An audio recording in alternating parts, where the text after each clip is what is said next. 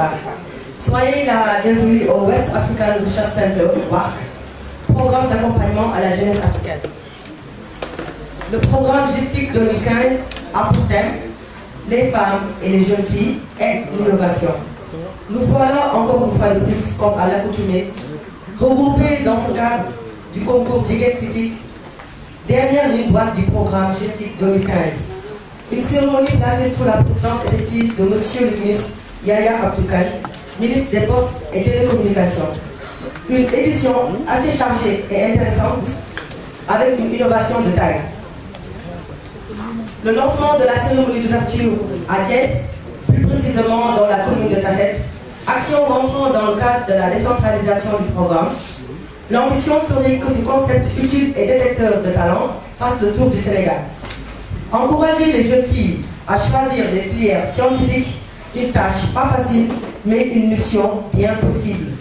Voilà cette ambition que s'est fixée le ministère des Postes et Télécommunications afin de contribuer à la création d'un monde ingénieux à travers les sciences. C'est en ce sens qu'un programme alléchant, avec beaucoup de surprises, de tensions et de suspense, a été mis en place pour laisser émerger le talent et l'esprit d'entrepreneuriat dès le bas âge. Sans plus tarder, mesdames et messieurs, nous allons dérouler le programme. Alors, j'appelle, s'il vous plaît, monsieur Abdoulaye Non, le représentant du WARC, pour venir souhaiter à ce charmant public venu si nombreux la bienvenue. Monsieur Lyon, vous avez la parole. Merci. Merci, madame.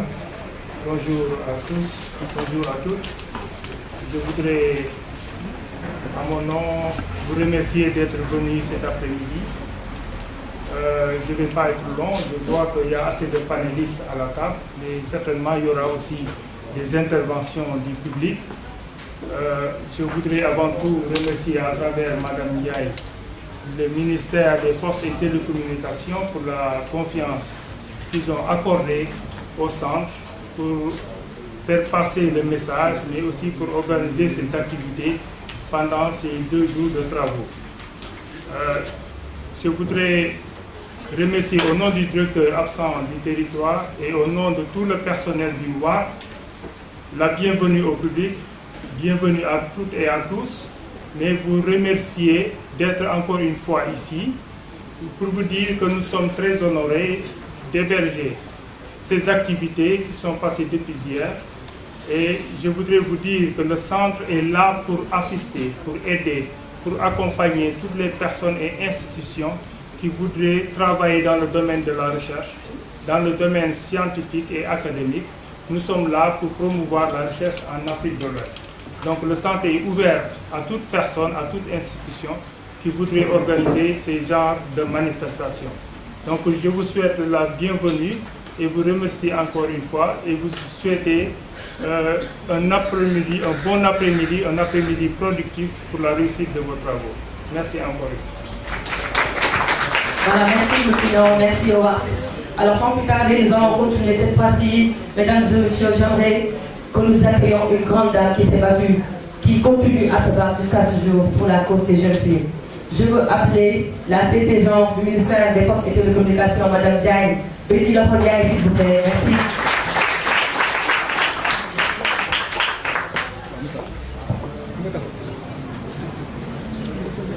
Monsieur le directeur de cabinet national IBL, Madame la représentante de l'RTP, Madame la représentante de la SNATEL, Monsieur le représentant de la direction de traitement automatique de l'information, Monsieur le représentant de Google, Mesdames et Messieurs, chers invités, Monsieur le représentant de l'UIT, c'est pour moi en tout cas un grand plaisir aujourd'hui d'être là avec vous dans le cadre du concours Jigéen Civique.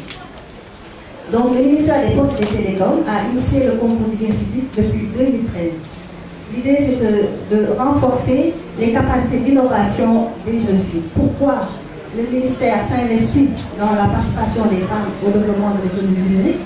C'est parce que nous avons constaté au niveau des études internationales que les filles n'étaient pas très nombreuses dans le secteur.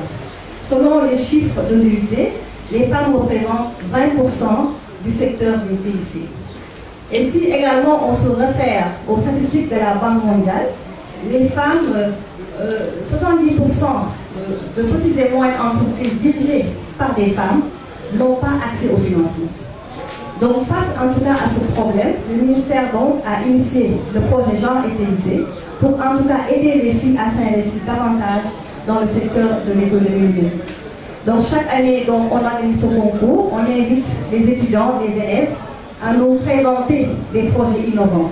Des projets qui peuvent apporter une solution aux problèmes socio-économiques pour lesquels on est confronté. Concernant cette édition 2015, on a eu 10 projets innovants qui devaient avoir un impact au niveau de la santé, au niveau de la culture, au niveau de l'environnement. Donc dans ce cadre également, nous allons également lancer un appel aux partenaires pour pouvoir accompagner ces jeunes filles-là afin qu'elles puissent financer leurs projets. C'est dans ce sens également qu'au niveau du ministère, on est en train de réfléchir à un fonds de l'innovation pour les jeunes filles et nous appelons les partenaires donc à contribuer à pouvoir faire fonctionner ce fonds-là. En vous renouvelant donc tous mes remerciements, vous qui êtes venus aujourd'hui participer à ce concours, également les partenaires, je vous souhaite de passer un excellent moment aujourd'hui au niveau de l'OA. Merci. Voilà, merci Madame Betty Lafont. Vraiment une grande dame qui s'est toujours investie pour la cause des jeunes filles. Alors sans plus tarder, nous continuons toujours le programme et nous enchaînons à la présentation des projets. Nous allons d'abord démarrer avec les 5 premiers et après continuer parce qu'au total c'est 10 projets. Voilà, très bien. Alors nous appelons en premier le projet intitulé Livre enrichi. Alors vous avez 3 minutes pour présenter. Et le jury aura 5 minutes pour poser ces questions. Voilà. Bonjour. C'est à vous. Merci.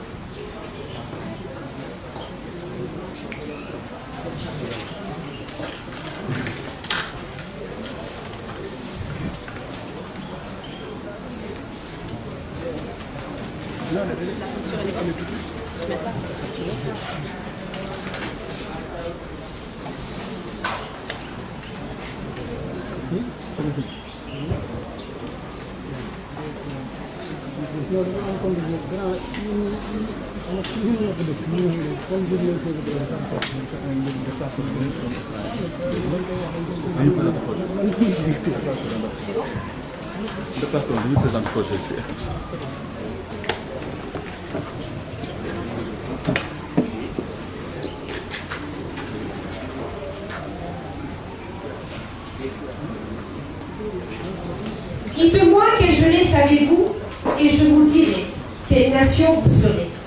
Mesdames et messieurs, bonsoir. 33 millions.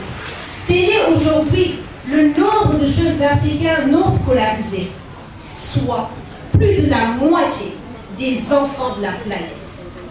Bon nombre parmi eux ne parviennent à achever le cycle primaire, encore moins ne maîtrisent les fondamentaux de la lecture, de l'écriture et du calcul.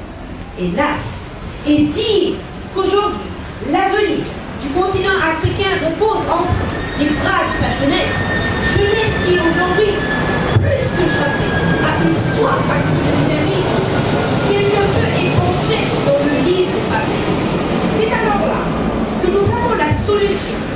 C'est celle du livre enrichi, un livre numérique qui offre une expérience unique de lecture à plus de 4 200 000 Sénégalais âgés entre 3 et 12 ans.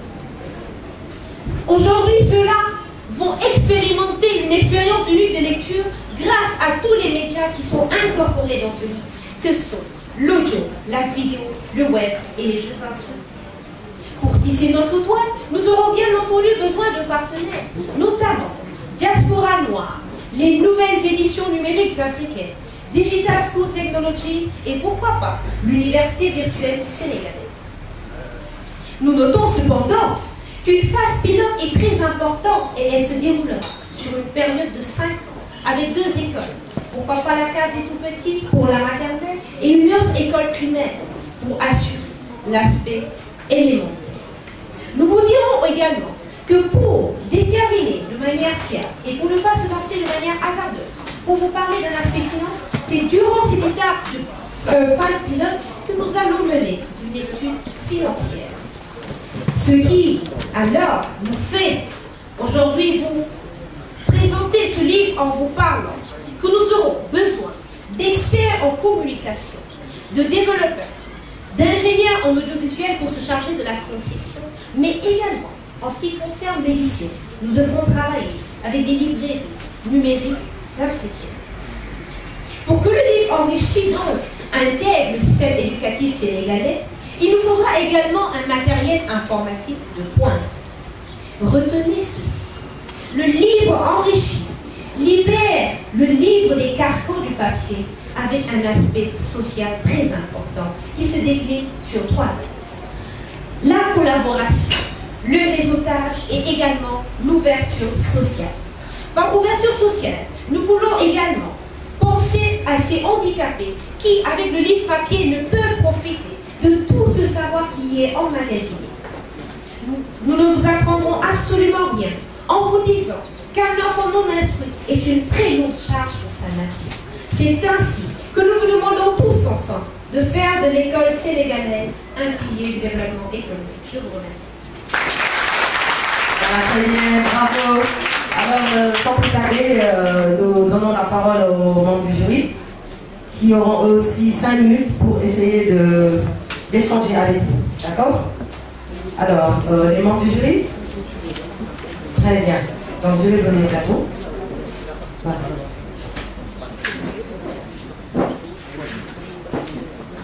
Bonjour. Sauf erreur de ma part, je n'ai pas noté le nom de votre projet. C'est le livre enrichi. Le livre enrichi. Alors, vous avez parlé d'une cible d'enfants de 3 à 12 ans. Merci surtout à la cellule genre du ministère pour cette invitation. Il n'était pas prévu que l'UIT fasse un discours en bonne et due forme. Je vais seulement dire un mot de remerciement à l'endroit du ministère et aussi à l'endroit de ces jeunes filles qui ont participé massivement à ce concours-là, sur les jeunes filles et les femmes dans les PIC. Parce que ce concours-là, le Jigen City, rentre dans le cadre de la mise en œuvre de la résolution 70 de l'UIT, la conférence des pays potentiels de l'UIT, et qui permet en fait de célébrer la journée des jeunes filles et des femmes dans les TIC chaque 4e jeudi du mois d'avril. Et par rapport à ce concours justement, je dirais que le Sénégal est un très bon exemple parce que le Sénégal a régulièrement célébré ce concours. Et cette cérémonie de ce soir-là, en tout cas, est la confirmation de tout le bien que nous pensions du Sénégal, à savoir un pays vraiment très engagé à la promotion de la femme et de la fille dans les TIC. En tout cas, on a vu des œuvres très merveilleuses qui ont été présentées cet après-midi. Je dis donc bravo à ces jeunes filles participantes à ce concours-là.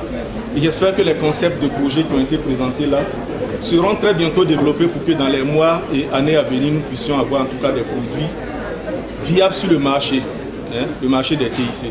Et je ne doute pas qu'à cette allure-là, d'ici quelques années, nous aurons en tout cas très bientôt des Bill Gates féminins au Sénégal ou des Steve Jobs féminins au Sénégal. Merci. Nous avons assisté à cet événement-là et depuis 4 ans, nous sommes les partenaires du ministère dans cette belle aventure qui est dans les TIC. Google est elle-même une belle aventure, une belle histoire d'entrepreneurship et fondamentalement nous croyons qu'il est important d'accompagner les jeunes entrepreneurs dans leur aventure pour pouvoir créer encore en Afrique et à travers le monde d'autres entreprises qui auront peut-être le même succès que Google pour le bénéfice de tout le monde. Donc je vais essayer peut-être de donner quelques remarques par rapport à ce qu'on a suivi ici des présentations et parler d'aujourd'hui la nécessité même de l'entrepreneurship pour l'Afrique et pour le Sénégal.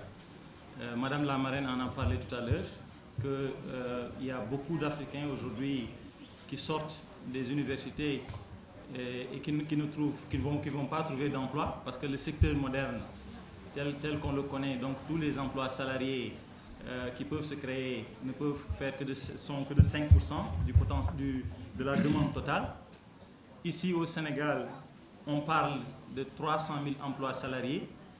Donc, des études ont montré que chaque personne prend en charge en moyenne 10 autres personnes. C'est ça qui, en quelque sorte, plus le secteur informel, soutient un peu l'économie sénégalaise.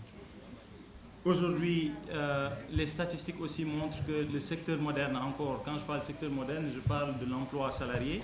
Ce secteur moderne-là crée environ 2000 emplois par an. Donc cela veut dire que l'éducation aujourd'hui, le cycle supérieur, sort à peu près 80 000 étudiants qualifiés entre DTS et Master. Et ces 80 000 ont un potentiel maximum de 2000 offres. Donc il y a 80 000 demandes, 2000 emplois possibles. Donc ça veut dire que déjà c'est un marché extrêmement compétitif où seuls les meilleurs vont trouver les emplois et qu'on aura un taux de chômage extrêmement élevé. Donc nous pensons que l'entrepreneuriat est la solution. L'entrepreneuriat est la solution à ce problème-là. Maintenant, je suis un fort croyant que les Sénégalais sont fondamentalement entrepreneurs. Si je prends l'exemple des Baol, ils sortent des Dara et quelques années plus tard, ils arrivent à créer des entreprises bien qu'informelles, employer des gens et subvenir à leurs besoins grâce à leur propre entreprise. Donc, cela me donne beaucoup d'interrogations par rapport à notre système éducatif et qui, je pense que maintenant, c'est prouvé qu'il y a un grand disconnect entre les produits de notre université et de notre enseignement par rapport à ce dont on a besoin dans le marché de l'emploi. Aujourd'hui, quand je regarde je fais rapidement l'économie de ces projets-là.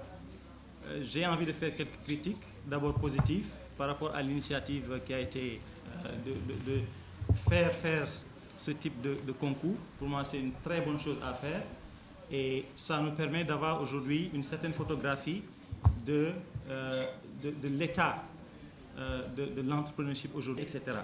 Donc, aujourd'hui, on a une sorte de snapshot de ce qui se fait dans les universités. Rapidement, les bonnes choses, je sens rapidement beaucoup une certaine expertise technique qui est disponible parce que plein de projets ont déjà développé des applications mobiles ou web, etc. Mais j'ai entendu votre marraine dire de manière constante comment vous allez gagner de l'argent. Comment vous allez gagner de l'argent. Je pense qu'elle a dû poser cette question au moins 6 ou 7 fois. Donc, je vais raconter une petite anecdote.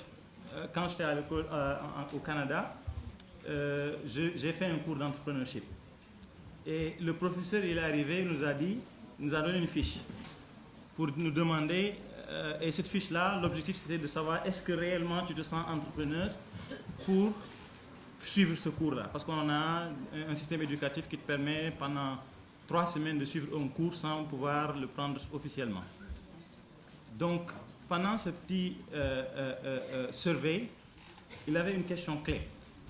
Il a dit l'entrepreneur, et ça m'avait marqué, et m'avait complètement sorti du champ des entrepreneurs, et j'espère y revenir. Il avait dit que l'entrepreneur doit se poser cette question capitale de savoir combien d'argent il me faut pour vivre. Combien d'argent je veux gagner. Est-ce que je me suffis à avoir 500 000 francs par mois? Est-ce que mon ambition c'est de faire 20 millions par mois? Est-ce que mon ambition c'est de faire 200 millions, 1 milliard, etc. Donc il faut que la personne se pose cette question-là. Est-ce que, parce qu'entreprendre, premièrement, d'abord c'est pour faire de l'argent. On ne crée pas, on peut faire de l'entrepreneuriat, je ne parle pas de l'entrepreneuriat social, mais l'entrepreneuriat c'est pour créer de la valeur, donc faire de l'argent.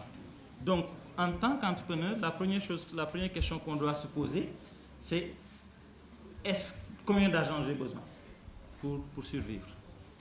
Deuxième question pour moi, par rapport maintenant à votre idée de projet, surtout je vais parler d'entrepreneuriat dans les TIC. Aujourd'hui, il faut pouvoir circonscrire votre marché. dans tous les projets que j'ai vus, je n'ai pas senti cette alerte du monde actuel, où est-ce que ça va, le monde des technologies, où est-ce qu'on va.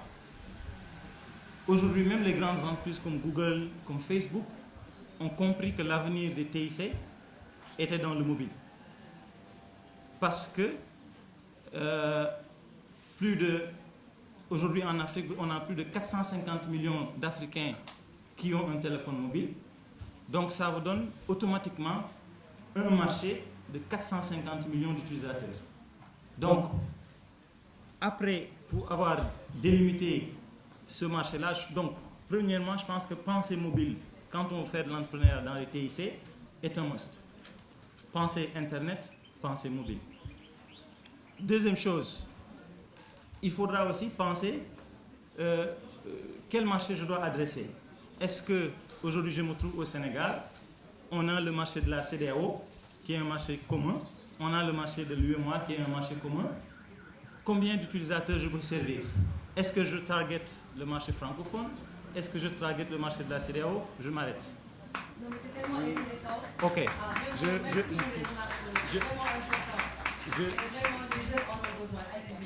Ok. Tu me donnes combien de temps? 2 minutes? 1 minute. Ok. Bon, pour résumer, je pense qu'il y a beaucoup d'accompagnement à faire. Et là, je pense qu'on va en parler avec Biti Loho. Par rapport au business model, comment aujourd'hui mettre en place ces business models-là, comment réfléchir comme un entrepreneur.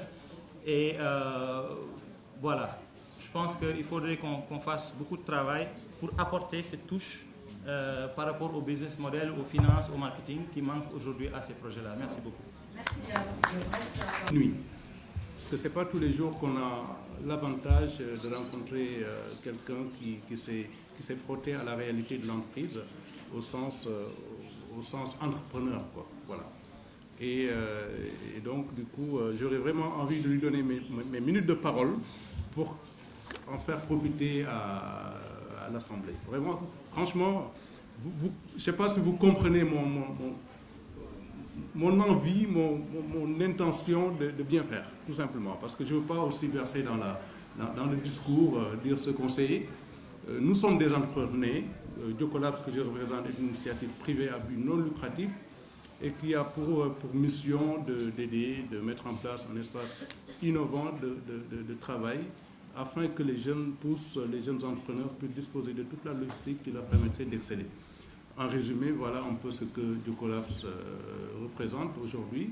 Et ce réseau qui est né au Sénégal depuis 5 ans, 7 ans aujourd'hui à travers le monde. Et nous sommes sur 5-6 pays, Paris, voilà, on n'a pas de complexe à ce niveau-là.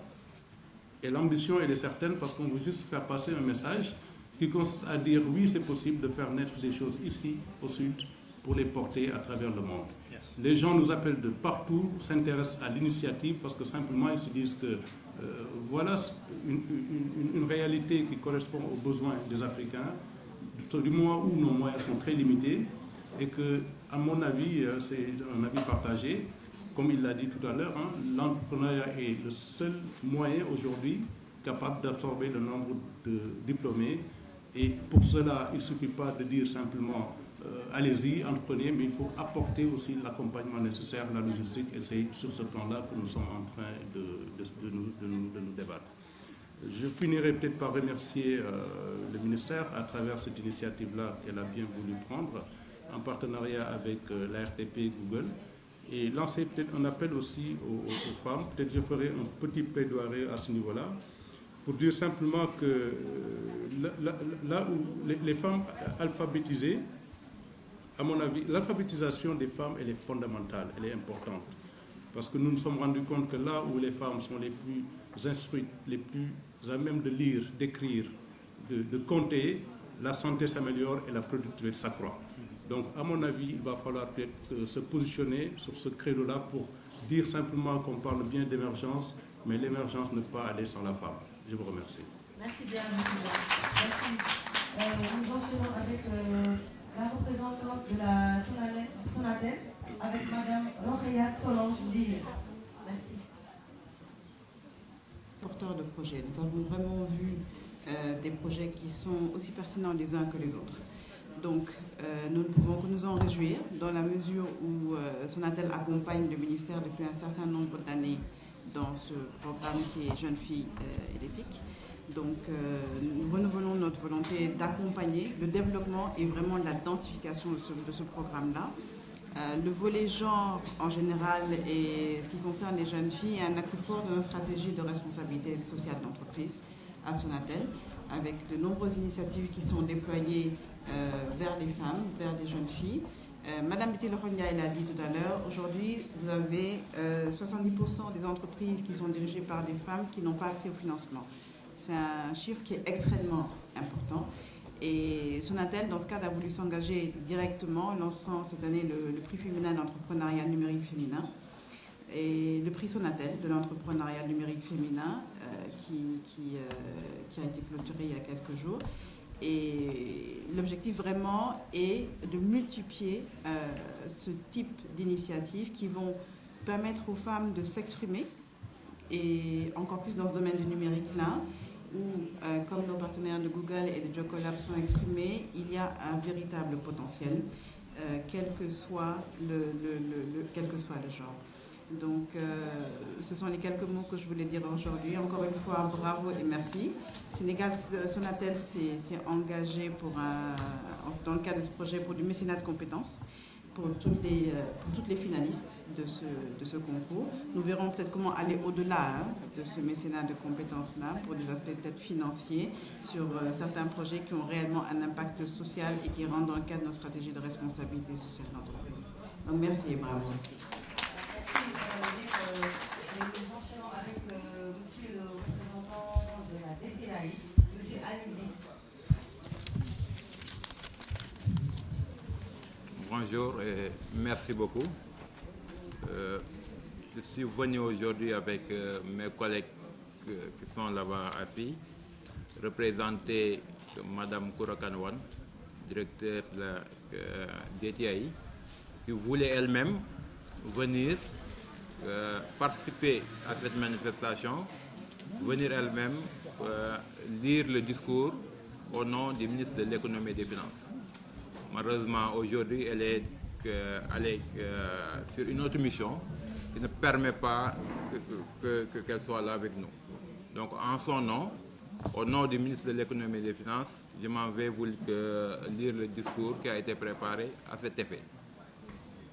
Monsieur le représentant du ministre des Postes et des Télécoms, Monsieur le conseiller, Madame le conseiller coordonnatrice de Jigen Citic, Monsieur le représentant de l'UIT, Madame la marraine, Madame le représentant de la Sonatel, Monsieur le représentant de Google, Monsieur le représentant de Jocolab, Madame le représentant de l'ARTP, Madame et Monsieur les membres du comité d'organisation, chers lauréates, chers invités. C'est avec un réel plaisir que je me joins à vous au nom du ministre de l'économie, des finances et du plan pour célébrer les lauréats de l'édition 2015 du concours Jigen Citic. Comme vous le savez, le ministère de l'économie, des finances et du plan a été toujours au Sénégal, mais aussi dans la sous-région, un précurseur dans l'informatique. En effet, dès les années 60, la DTAI a eu à gérer les chaînes comptables, les impôts, la douane, et c'est à partir du ministère de l'économie et des finances que tout le secteur privé est sorti.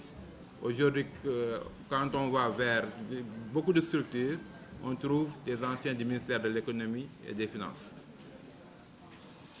Monsieur le représentant du ministre des Postes et des Télécoms, c'est donc naturellement que le ministère de l'économie et des finances a été très tôt venu vous accompagner et a eu à travers ses partenaires, à faire des gestes, même si c'est des gestes vraiment modestes, mais l'engagement de la DTAI, avec plus de 50% d'ingénieurs femmes, est à noter.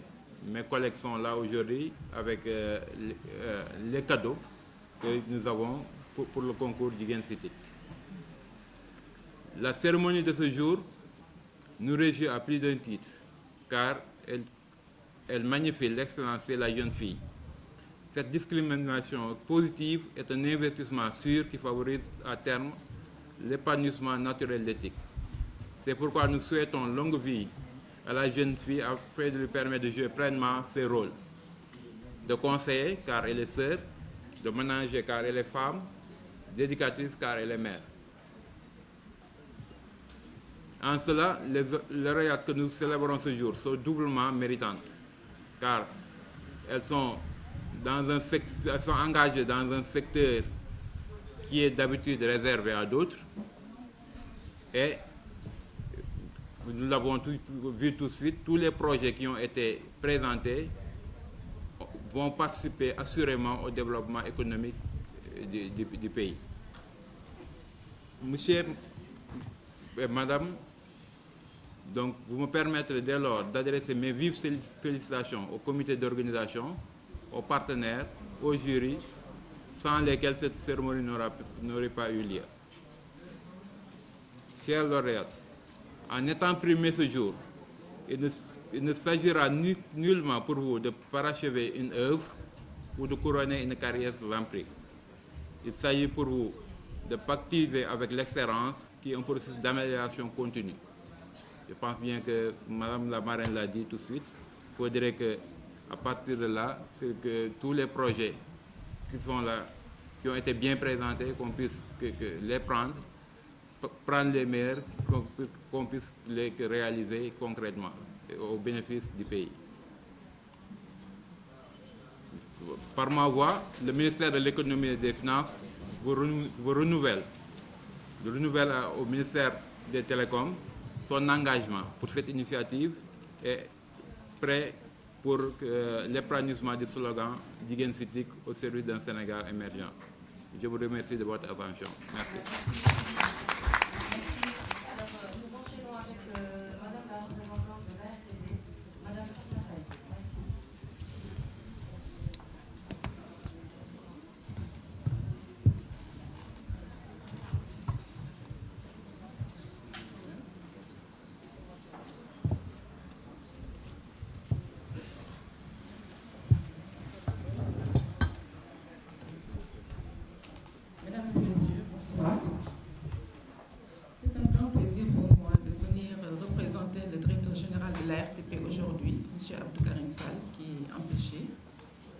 Aurait aimé être parmi nous aujourd'hui. Je crois que cet après-midi, nous avons assisté à un événement, je ne dirais pas grandiose, mais extraordinaire, parce que ça a permis de montrer le génie féminin, surtout à travers les jeunes. Nous avons assisté aujourd'hui, moi je n'ai jamais deviné que ces joutes par rapport aux jeunes filles dans les TIC pourraient prendre cette dimension. 10 projets qui ont vraiment de l'avenir si on les accompagne. Moi personnellement, je crois que j'ai été témoin au tout début de ce projet, quand l'UIT a demandé au ministère des Télécoms, par l'intermédiaire de Mme Pitelo, de vraiment mettre en œuvre ce projet, cette résolution 70 de l'UIT, pour que les jeunes filles puissent trouver vraiment un créneau pour montrer et faire valoir leur potentiel en matière de TIC. Aujourd'hui, je crois qu'il n'est plus nécessaire de démontrer la place que les TIC pouvaient représenter dans le développement économique et social d'un pays, surtout au Sénégal, qui est constitué en majorité de jeunes. Et je crois que ce genre d'événement, ce genre de projet permet d'impulser, d'encourager vraiment les jeunes dans les métiers qui sont jusqu'ici réservés aux garçons, aux hommes. C'est en tout cas l'occasion de réaffirmer la position de la RTP et l'engagement de la RTP d'accompagner le ministère dans ce projet et de féliciter la cellule genre du ministère des Télécoms et tous les partenaires qui ont vraiment contribué au succès de cet événement. Je remercie particulièrement Mme Bitiloro et je l'encourage parce que vraiment elle a été une battante. Elle a mené le projet et aujourd'hui je vois qu'il y a beaucoup de partenaires qui ont adhéré et c'est l'occasion vraiment de vous encourager et vous transmettre les encouragements également et les félicitations du directeur général de la RTP. Je ne saurais être long. Je remercie tout le monde et encourage vraiment le projet pour que dans les années à venir, la RTP puisse être vraiment au devant de la scène et encore vous accompagner dans tous les projets et accompagner les jeunes filles dans les TIC. Je vous remercie. Alors, pour terminer, nous continuons avec M. le directeur de cabinet, M. Machinec, qui vous présenter le ministre des Postes et Télécommunications. Vous signalez les informations.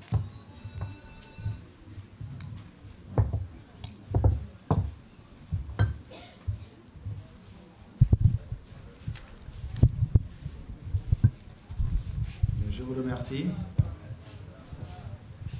Monsieur le représentant du directeur du WARC, Madame la représentante du directeur général de la RTP, Monsieur le représentant de l'Union internationale des télécoms, Monsieur le représentant de Google, Monsieur le représentant de la DTAI, Madame la représentante de la Sonatel, Monsieur le représentant de Jocolab, Madame la marraine, Mesdames et Messieurs, membres de la cellule genre, chers lauréats du concours Digen City 2015, chers invités. Je voudrais tout d'abord vous présenter les excuses de Monsieur le ministre Yahya Abdul Khan, qui est en Conseil des ministres depuis ce matin, mais qui a certainement dû terminer, mais qui ne pouvait pas prendre le risque de programmer cet après-midi et qui m'a chargé de le représenter. Je voudrais, avant de faire mon allocution, que j'avais d'ailleurs écrite et que je ne lirai pas du tout, parce que je vais m'adresser aux gens, tout simplement, compte tenu du contexte de ce concours et de tout ce qui s'est passé cet après-midi. Et avant de parler, je voudrais dire quelque chose qui m'a beaucoup frappé cet après-midi. C'est l'incapacité des jeunes à écouter.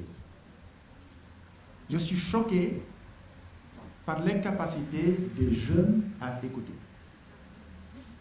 Et je me demande d'ailleurs comment des acteurs qui sont dans le monde des TIC, de l'économie numérique aujourd'hui, peuvent avoir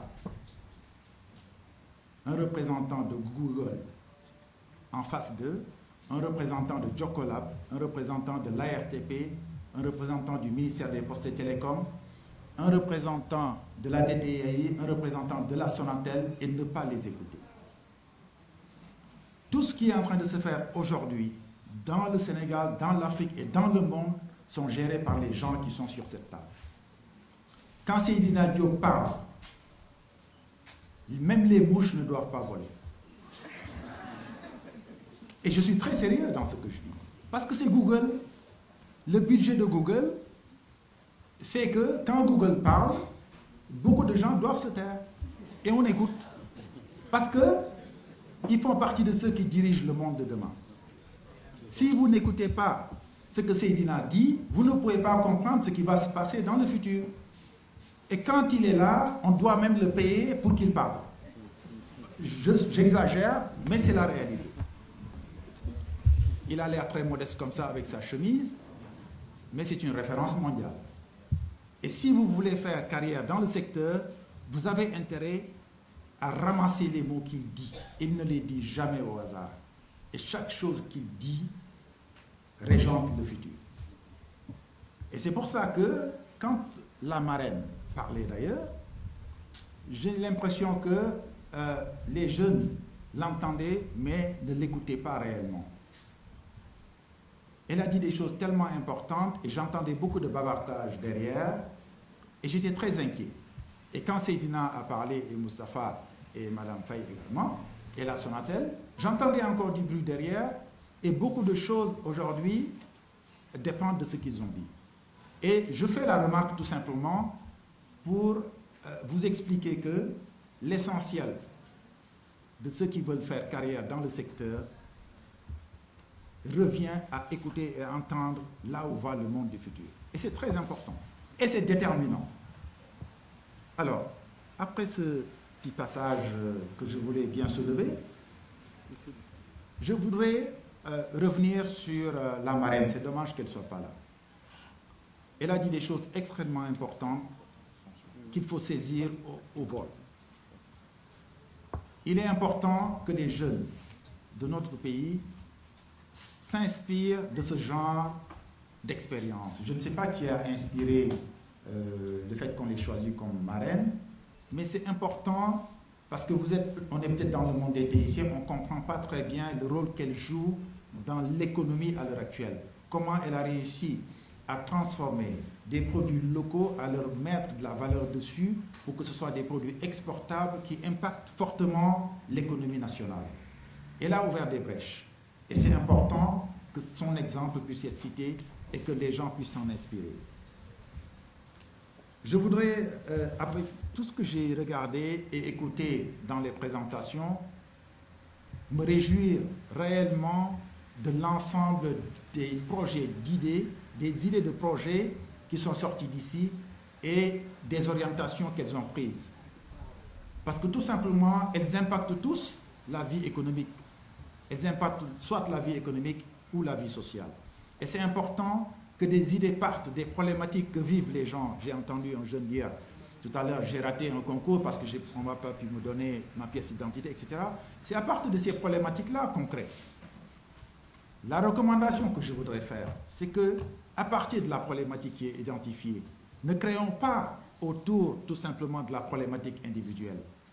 C'est la raison pour laquelle, si on veut aller loin dans ces idées de projet, il faut, à mon sens, aller vers des études d'opportunité beaucoup plus pertinentes.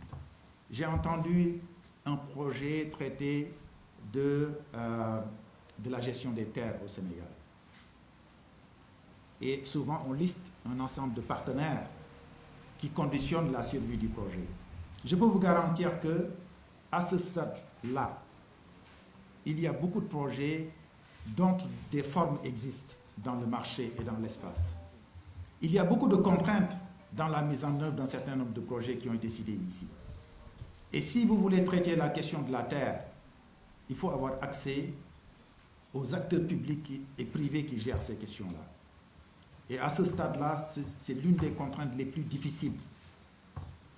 Si vous voulez gérer la problématique des terres et que vous n'avez pas accès au ministère des Finances, au domaine, vous n'avez pas accès aux structures qui gèrent ces questions-là de manière institutionnelle, ça ne sert à rien d'avoir ce projet-là. Il faut que les études d'opportunité et de faisabilité soient beaucoup plus approfondies pour qu'on puisse savoir réellement quelles sont les véritables contraintes qui sont soulevées à ces projets-là. Il y a aussi la question de la pertinence. Les idées peuvent être bonnes, mais il faut analyser la pertinence. Est-ce que c'est opportun aujourd'hui d'approfondir ce projet-là, etc. Parce que peut-être qu'il y a quelqu'un à côté qui a déjà réalisé, peut-être que c'est même pas rentable économiquement. Il faut aussi que toutes les contraintes soient levées. Il y a énormément de contraintes à lever sur le plan juridique, sur le plan technique et sur le plan économique avant d'arriver à réaliser les projets. Dans ma vie professionnelle, 80% des applications que j'ai dû réaliser se sont retrouvées dans des tiroirs. Ce n'est pas parce qu'elles n'étaient pas utiles, mais c'est parce que je voulais les réaliser pour d'autres acteurs. Et tous ici, tous ces projets-là sont réalisés pour d'autres acteurs. Si les acteurs pour qui vous réalisez ces projets n'en veulent pas, ça ne sert à rien. Il faut changer de démarche. Il faut que la démarche soit une démarche qui intègre les véritables acteurs et qu'il y ait une véritable fusion avec ces acteurs pour aller traiter les problématiques qu'ils vivent. C'est la vie qu'on mène dans l'administration, monsieur Lee, vous ne me démentirez pas, les gens de l'administration. Vous faites de belles applications et aucun fonctionnaire ne veut les utiliser. Dans les entreprises, c'est pareil. Ce n'est pas parce que l'application n'est pas utile, mais c'est parce que les gens sont figés sur leurs habitudes. Ils ne changeront pas d'habitude. Vous leur expliquez que ce que vous faites est mieux pour eux, ils n'en veulent pas. Donc c'est cette problématique-là qui est beaucoup plus importante à traiter que l'idée de créer tout simplement une solution. Parce que tant qu'on a l'idée, elle peut être géniale. Mais la mettre en œuvre pour qu'elle soit opérationnelle, là, c'est une autre problématique qu'il faut régler. Donc, il y a énormément de problèmes à régler avant d'arriver à un produit achevé. Je voudrais vous rappeler que le thème qui a été retenu, c'est le thème de l'innovation. Donc, que les membres du jury tiennent beaucoup compte de l'innovation qu'il y a dans les propositions qui ont été faites dans le cadre de ce jury. Parce que c'est cela que nous recherchons. Nous ne recherchons pas des choses qui ont déjà été faites ou qui sont en cours, mais nous recherchons des choses qui sont innovantes et qui peuvent nous permettre de porter des projets et les amener même sur le plan international. Régulièrement, l'UIT nous demande de soumettre des projets ou de soumettre des innovations, des initiatives innovantes. Et nous avons besoin de cela. Quand nous sommes revenus de Budapest au IT Forum, au IT Télécom il y a 15 jours, c'est un Sénégalais qui a développé une application qui s'appelle Joko Santé, qui a été primée à l'Union internationale des télécoms. Et nous étions tous fiers, toute la délégation sénégalaise, de l'accompagner pour la remise de ce prix et d'en faire une fierté nationale. Si vous regardez comment se débrouillent les Kenyans, les Ghanéens, les autres pays qui sont réellement dans l'innovation et dans la création, vous comprendrez mieux pourquoi il faut écouter. Pourquoi il faut s'arrêter, écouter et comprendre là où va le monde pour pouvoir travailler et s'en sortir. Nous avons besoin de vous, nous avons besoin de votre imagination, de votre volonté. Nous avons aussi besoin que vous écoutiez et que vous regardiez et que vous sachiez là où va le monde pour pouvoir anticiper. Je voudrais vous inviter à comprendre peut-être une des directions où il faut aller. Aujourd'hui, la notion d'open data, de toutes ces données qui existent dans l'écosystème numérique sénégalais et qui ne sont pas exploitées. Les annuaires téléphoniques, toutes les données qui sont disponibles dans le système. Il est important que les jeunes puissent réfléchir sur comment utiliser toutes ces données pour y mettre une couche de valeur ajoutée et le commercialiser. C'est là où il y a de l'innovation. Vous avez tous entendu parler de RNB, vous avez tous entendu parler de Robert, celui qui est les locations de taxi, qui ont créé la crise, Uber, qui a créé la crise en France avec les taximans. Tout cela, c'est des services à valeur ajoutée qui sont inventés par des gens et qui aujourd'hui ne sont pas meilleurs que vous, mais ils s'appuient sur des réalités qui existent et mettent une couche de valeur ajoutée et développent. On ne recrée rien du tout. On regarde ce qui existe, on regarde ce qui manque, on pose une couche et on avance. Donc il y a énormément de choses qui se font au Sénégal aujourd'hui sur lesquelles vous pouvez vous appuyer et développer de véritables initiatives innovantes que nous pouvons porter. Au niveau du ministère, à la Sonatel, à l'ARTP, à Google, tout le monde peut appuyer aujourd'hui des initiatives avec de l'argent, avec un soutien institutionnel pour vous permettre de vous développer et de vous épanouir. Votre marraine a dit que la seule limite, c'est l'imagination. Il faut y aller. Mais il faut y aller dans une bonne direction et écouter, sentir, savoir là où va le monde et anticiper. Je voudrais, avant de clore, vous donner une information qui est importante et capitale et dont on est très, très, très fiers. Ce concours est organisé dans le cadre de notre cellule genre qui est dirigée par Biti Loho et qui suit la recommandation 70, comme a dit M. Badiel tout à l'heure, de l'Union internationale des télécoms. Et depuis quelques années, ce programme se poursuit au Sénégal et nous sommes l'un des pays africains, si je peux me permettre, n'est-ce pas Badiel, qui a un programme très dynamique de genre et TIC. Et là, j'ai le plaisir de vous informer qu'avec tous ces résultats cumulés, le Sénégal, donc à travers le ministère, à travers la cellule genre, vient d'être primé par les Nations Unies et l'Union des télécommunications pour gagner un award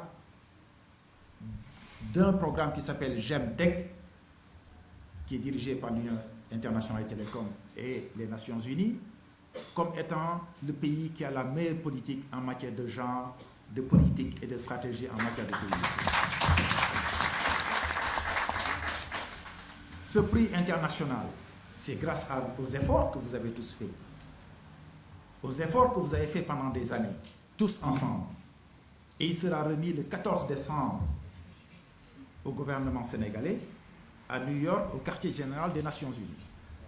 C'est important, c'est déterminant. Et ce n'est que le résultat de tout ce que vous êtes en train de faire tous les jours. Et c'est la raison pour laquelle nous devons améliorer la qualité, améliorer la créativité, la pertinence de tout ce que nous allons produire et proposer au reste du monde. Et c'est à cela que je vous invite. Je vous invite à faire beaucoup plus d'efforts pour amener beaucoup plus de qualité et beaucoup plus de pertinence dans tout ce que nous sommes en train de produire. En tout cas, j'ai mis mon discours de côté et j'ai parlé tout simplement. Et j'espère que j'ai été bien entendu et bien compris. Il me faudrait quand même remercier les partenaires. La cellule Jean d'abord pour cette initiative, mais également l'ARTP pour son accompagnement permanent. Nous sommes les deux mamelles de la gouvernance du secteur et nous sommes toujours ensemble dans l'ensemble des initiatives que nous prenons, avec le ministère des Finances, en particulier la DTAI qui est dirigée par une femme, Google qui nous accompagne également dans l'ensemble des initiatives que nous prenons, Jocolab qui est une initiative dont nous pouvons être très fiers, qui se propage dans le monde. Vous savez, c'est une initiative qui est plus connue à l'extérieur qu'à l'intérieur du Sénégal même. Et c'est important que nous ayons une reconnaissance vis-à-vis de ces initiatives locales qui ont une renommée internationale. Donc, je voudrais renouveler l'engagement ici du ministre Yahya Abdou Kane, qui m'a demandé de le représenter et qui encourage tous les lauréats et tous les participants et qui félicite encore une fois l'organisation de cette manifestation. Je vous remercie de votre aimable attention.